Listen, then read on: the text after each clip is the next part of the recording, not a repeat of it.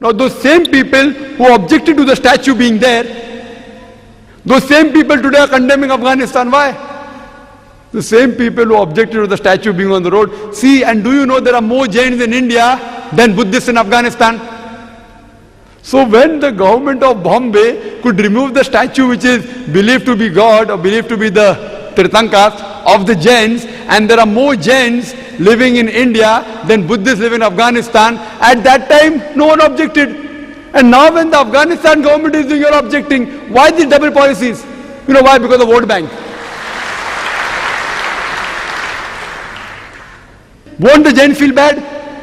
So if the Jain believes in keeping a statue of Mahavir, who's a Tirthanka, why are we objecting? At that time everyone objected, the statue should be removed, statue should be removed. And the same people who objected today are condemning that why did you destroy the Bamiyan Buddha statue? Double policies. Therefore we as logical people should have a single policy. We should not be two-faced jammed in where we keep on changing the rules. So what I feel that it is their property. Suppose a non-Muslim, he buys a house. In the house there is a carving of Kaaba. Suppose if there is there. If that non-Muslim does not like Kaaba and he defaces the Kaaba, how can I object? If someone, and believe me, if any Muslim, if he makes a statue of Prophet Muhammad, peace be upon him, and if you destroy the statue, even if the full Muslim world is against you, I, Dr. Zakir Naik, will support you. Because making a statue of Prophet Muhammad, peace be upon him, is prohibited. If any Muslim lunatic makes the statue of Prophet Muhammad, peace be upon him, and he worships it, and if you being a non-Muslim, knowing knowledge of Islam, if you go and destroy the statue, even if the full Muslim world is against you, I, Dr. Zakir Naik, will support you.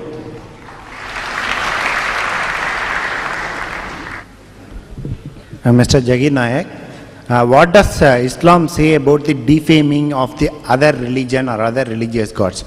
Why I am asking this question is that when one of the Indian artists who is a Muslim, he has drawn a Hindu god Saraswati in a nude condition, which was appreciated by everybody as a freedom of expression. And each and every Indian supported when Salman Rushdie has written one book about the Islam. And when it was banned by Rajiv Gandhi, almost each and every Indian has supported that move. But when Hussein has drawn the Hindu god in a nude condition, Indian political parties, especially the parties like a communist, have told that it is a freedom of expression, he can draw anything. But what is the Islam's view on that, about the defaming the gods of the other religion? The brother is referring to the Muslim artist F.M. Hussain. He didn't give the name, or maybe he doesn't know, maybe he knows, he didn't want to give the name. F.M. Hussain, he's from Bombay, from the city where I come. He did some paintings of God Saraswati, unclothed, and many of the journalists supported, saying it's freedom of expression. You ask my opinion, first of all, making a nude picture of any lady, whether God or not God, is haram in Islam. Whether Muslim or non-Muslim. It is unethical, inhuman. Why do you want to sell your daughters? Why are you going back? See what's happening in the Western cultures. They are selling our sisters, selling our mothers, and one of the famous ads which I heard about BMW, BMW car. You know about the BMW car? It is somewhat like Mercedes for the youngsters. Mercedes, top level car. In that ad, I'm sorry to say, I was told that there's a lady standing in the bikini in front of that car, and it's mentioned there, test drive her now. Who, the car or the girl? What has the girl got to do with the car? So this is all in name of freedom of expression that degrading the women.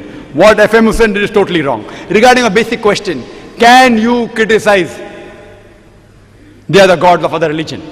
Allah says in the Quran, in Surah Anam, chapter number 6, verse number 108, revile not those, abuse not those who they worship God besides Allah, lest in their ignorance they will abuse Allah subhanahu wa ta'ala. Quran says, abuse not those gods who the people worship besides Allah, lest in their ignorance they will abuse Allah subhanahu wa ta'ala. So in Islam, it is prohibited to abuse anyone else's God, even though you may not agree is God.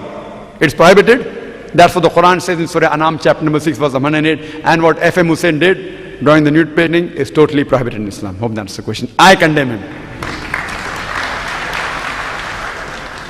Assalamu alaikum rahmatullahi barakatuhu. Everybody, first of all, I'm grateful to Almighty Allah Subhanahu wa Ta'ala given me a golden opportunity. Sir, I want you one doubt. Allah Subhanahu wa Ta'ala said in the Holy Quran, don't say the people who are killed in the jihad, they are killed, just they are living. Please explain what is the explanation of this essence.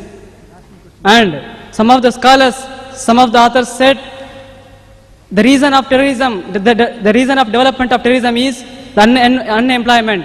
It is true or false?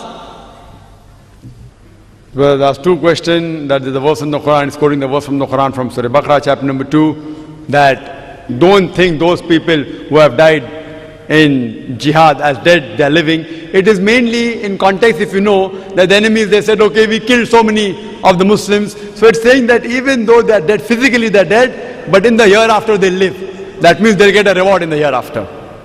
The second part of the question, that the cause of terrorism is unemployment. Some people say, maybe in some cases, but I cannot say in all cases that is the cause.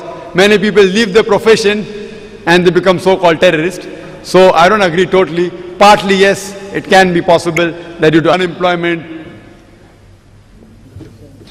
This is regarding the many books which were written against Islam, which led to the belief that a lot of people worldwide that our religion was wrong, the Quran was wrong, and our prophets were wrong. Among these people who believed in it, there were a lot of Christians who believe in the Bible too. And the Bible and the Quran have nearly the same prophets. We have Jesus Christ too, we have Moses too. So why today is the term terrorist used only in respect to Muslims? This is a good question, that when Quran and Bible there are so many similarities, so why is this word specifically used in terms with Muslims? As I told my talk sister, this word fundamentalism initially was coined to describe a group of Christians in America in the early part of the 20th century when they objected to the church. So this word was coined for the Christians initially. The first time it was used in English language. It was coined to describe the Christians. But today, as I told you, they have turned the tables over. So now they use it more to describe Muslims. Why it is the case? Regarding similarities, I have given the talk sister similarities between Islam and Christianity. And that cassette is available outside in the foyer. It's available for sale. Where I have described that there are various similarities between Islam and Christianity in the Quran and the Bible. So at least we, as human beings, let us agree to follow these similarities. The differences we can talk later. But the reason that they are doing this, as I told you, because Islam today is the fastest growing religion in the world. The people may be fearing that if Islam grows, maybe what they call as pleasure, they may have to give it up. Wa akhiru da'wana alhamdulillah rabbil alameen.